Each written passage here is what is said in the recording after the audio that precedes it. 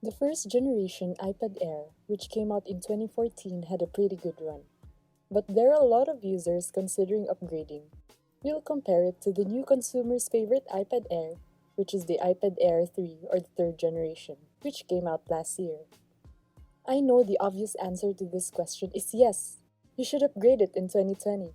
But when you come to think of it, the iPad Air 1 is still pretty good, and a lot of people are wondering on whether they should wait on the next generation iPad or just upgrade right now. So let's compare the two loved iPad Airs in this video.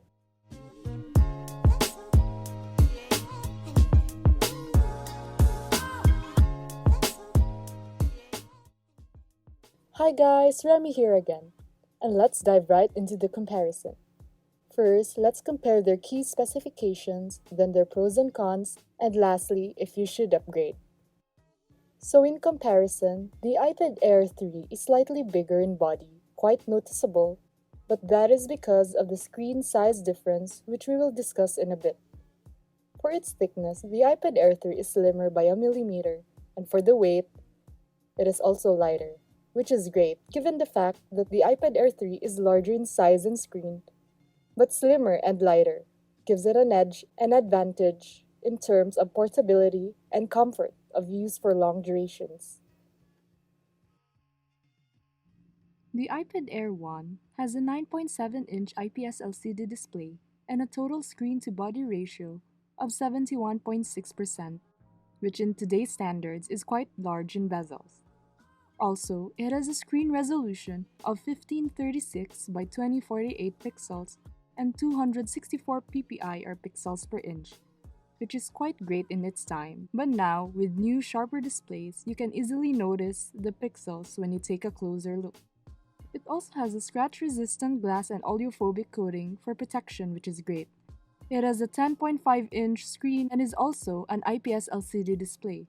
Its resolution is 1668 by 2224 pixels and has a PPI density of 265 pixels per inch.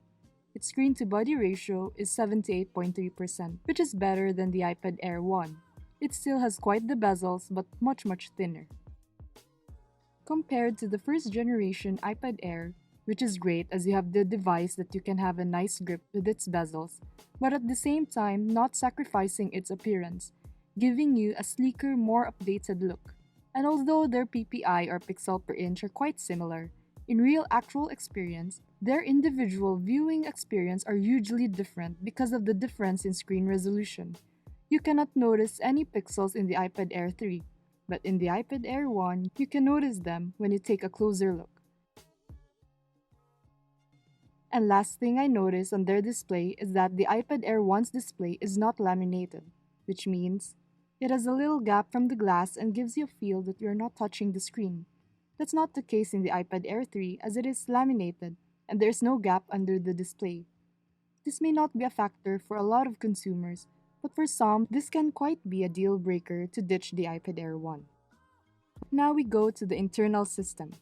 The iPad Air 1 came with iOS 7 but is upgradable to iPad OS 12.4.6. It has the A7 28nm chipset.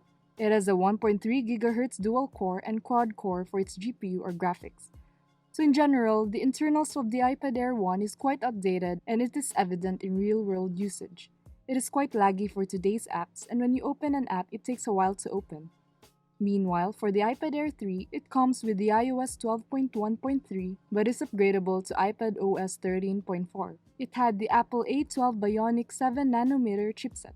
It has a hexa-core CPU and 4-core GPU or graphics.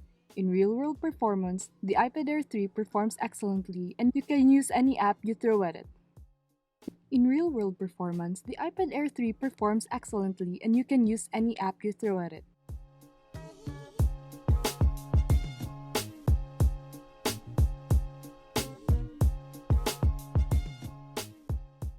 Using the iPad Air 1 and 3 side by side, the disparity and difference is very noticeable. The chipset of the iPad Air 3 packs a mild greater 7nm chipset versus the 28nm of the iPad Air 1. Also, the generation gap in terms of chipset is quite big, exactly 5 generations different in chipset, so the speed is quite noticeable in difference. So for the internal specs category, the iPad Air 3 wins by a wide margin, and this may be the greatest aspect or reason for you to upgrade your iPad Air.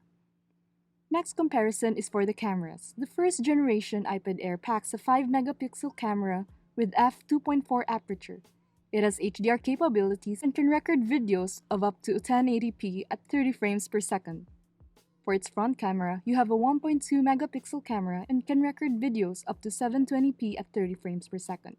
For the third generation iPad Air, you have an 8 megapixel rear camera with f2.4 aperture. It also has HDR capabilities and can also record videos up to 1080p at 30 frames per second. Quite identical to the first generation, except for the megapixel count.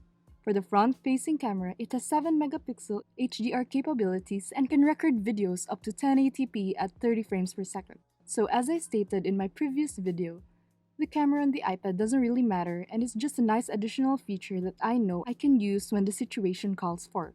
But in terms of comparison, the rear camera of both iPad Airs are quite identical. But where it differs the most is in the front camera.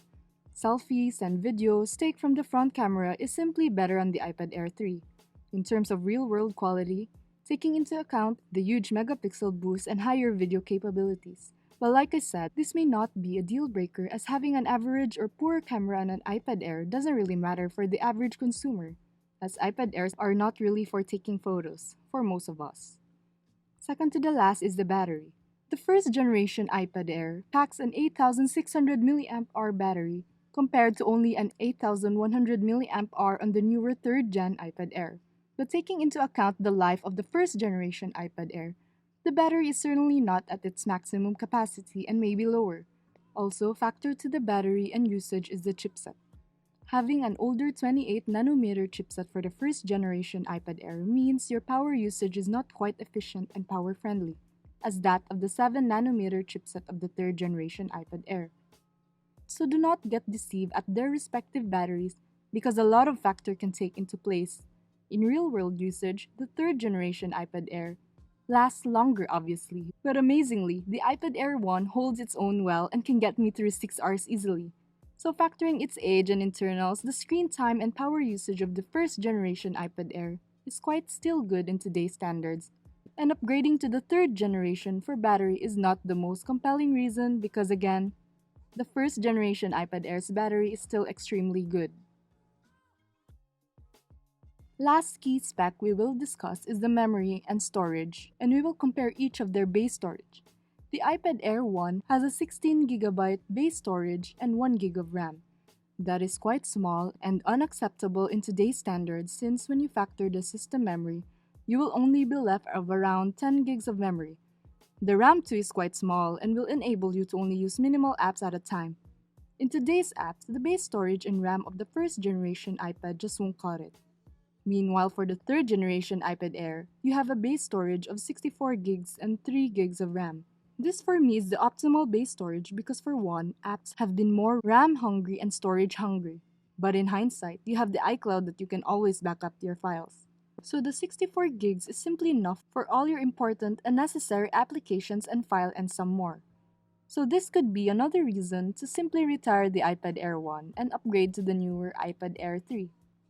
So added specs present on both of the iPad Airs is the loudspeaker and the 3.5mm headphone jack. That's about all the key specs I could talk about. So after we have discussed and compared their specs, here are my thoughts on both devices.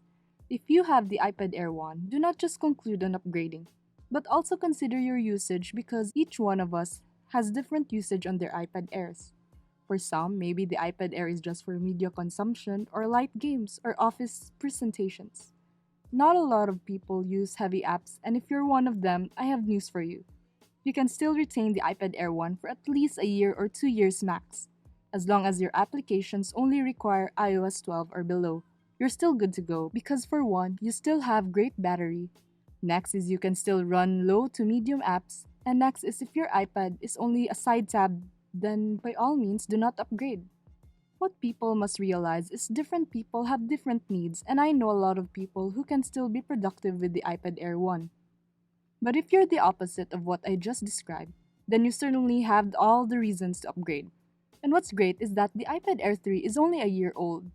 So expect it to last for a good 3 to 5 years, giving you your money's worth. By this mindset and thinking based on your usage and needs, we can minimize the stigma that latest is always greatest, because if you do not need all the features and high-end specs, then the latest won't be of good use to you and you're just wasting money and adding to the electronic wastage of other people constantly upgrading year by year. So hopefully this helps the people in deciding to upgrade or not. I hope I helped you guys and see you in my next video. If you like the content, please subscribe and click the notification bell button to update you when I release new videos. Once again, this has been Remy and thank you so much for watching. Bye!